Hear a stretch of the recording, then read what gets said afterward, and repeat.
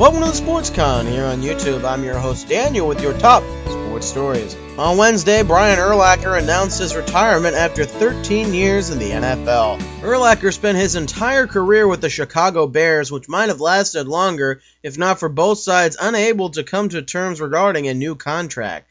The future Hall of Famer went to the Super Bowl in 2007, where the Bears would lose to the... Daniel? What? Brian Urlacher retiring is certainly one of the biggest stories of the day, but it's not the top sports story. Well, yes it is. It's an iconic middle linebacker retiring from the most popular sport in the country. It's a big enough sports story to garner that attention. True, but not today. There is that LeBron layup to beat the Pacers last night. Me and that was pretty epic. How was that epic? Or even newsworthy? It was the biggest game in sports last night, and it had a fantastic finish by the game's most iconic player today. How is that Look, not... unnamed producer, let me ask you something. Of these two teams in the East, who is going to the NBA Finals? Don't you mean who's the favorite? No. That's not what I asked you. I asked you, who in the East is going to the NBA Finals?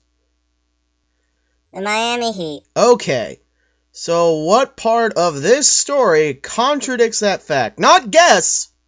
Fact. None of it? Exactly.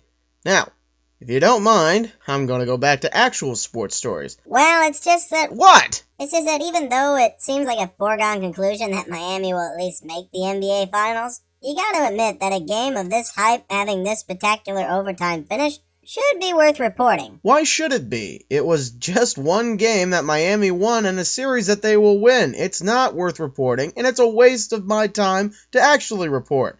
Aren't we actually giving it newsworthy attention by simply having this conversation? Yeah, but we're not recording.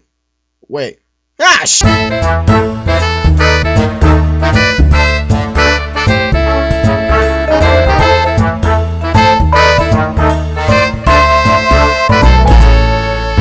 Now that we've fixed that, moving on to the Stanley Cup playoffs, the Penguins beat the Ottawa Senators 7-3 last night, extending their series lead 3-1.